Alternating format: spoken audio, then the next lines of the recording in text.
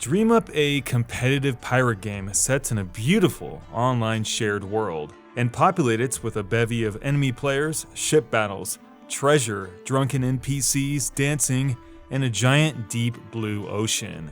That's the vision we shared for Sea of Thieves prior to its release on March 20th of 2018.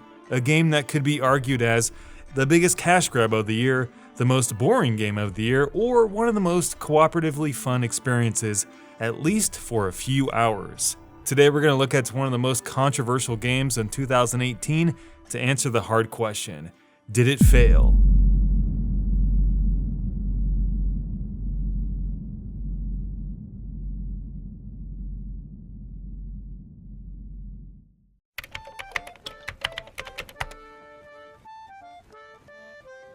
Leading up to Sea of Thieves, pirate games were in short supply. Well, at least good pirate games. We had a few rare gems, including Assassin's Creed Black Flag and the point-and-click adventures of Monkey Island.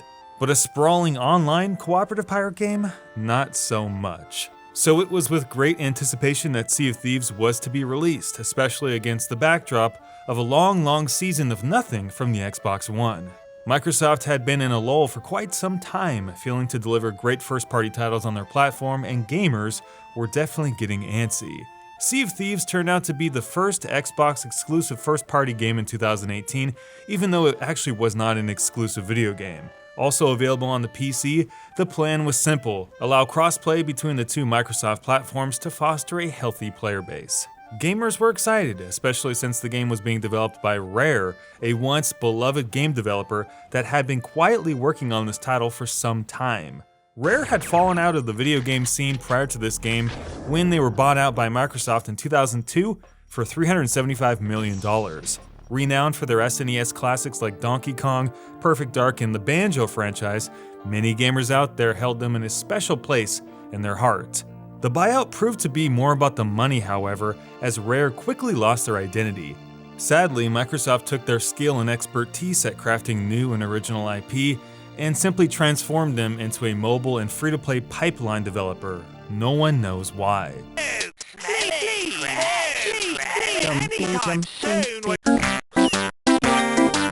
Years of constant mid-tier flops, creatively bankrupt music games, Kinect sports games, churned out simply to save the dying Xbox Kinect, a device that was later discontinued. Long-tenured employees leaving the company, title after title with no originality. It seemed like Rare was slowly fading into oblivion. It was a quiet and slow death for the company, and many loyal Rare fans gave up on their once favorite developer, bitten off by the hand of Microsoft. They eventually came back to life with the announcement of Sea of Thieves, and many gamers out there were surprised to find out that they were the ones behind the game, and the memory of their greatness was enough to stir some much-needed excitement for this new IP. It seemed like the perfect fit, a cartoony-style pirate game filled with old-fashioned design, throwback visuals, and a quirky presentation, everything that Rare was known for. But that excitement wouldn't last very long.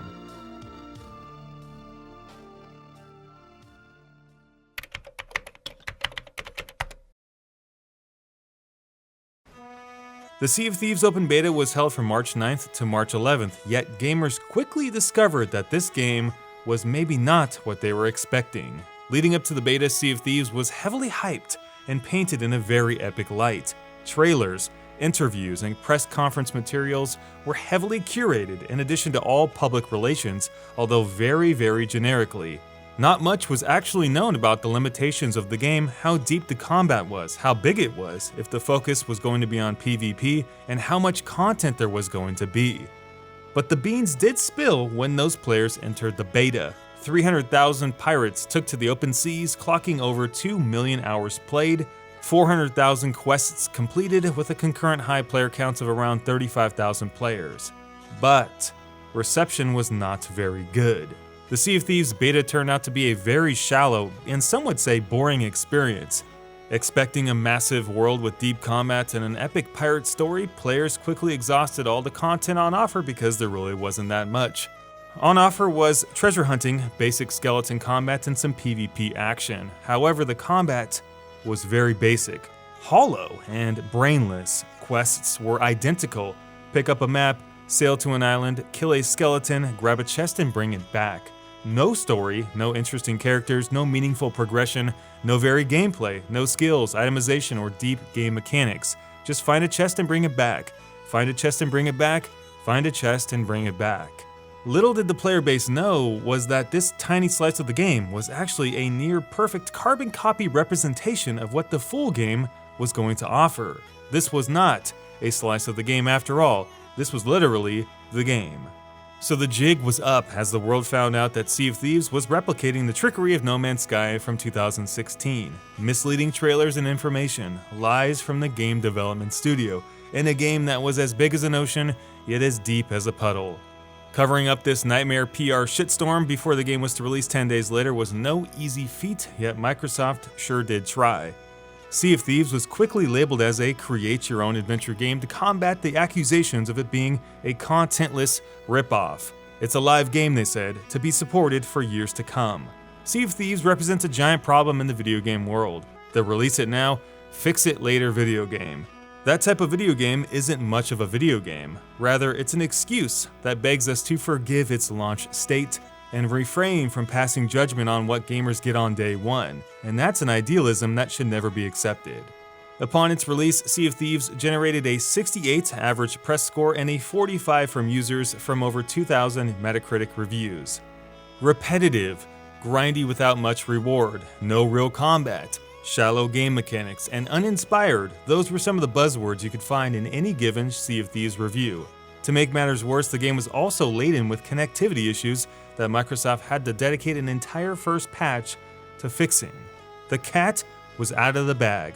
Sea of Thieves was a blatant cash grab. Some would say one of the most boring games ever to be created. It had its moments during co-op, and the first few hours messing around were great fun, but that was all there was. Beyond that, this pirate game had definitely walked the plank. The worst part was, it had the Rare logo stamped into the box. Once a symbol of quality, now turned into a badge of shame. Rare had definitely lost its way.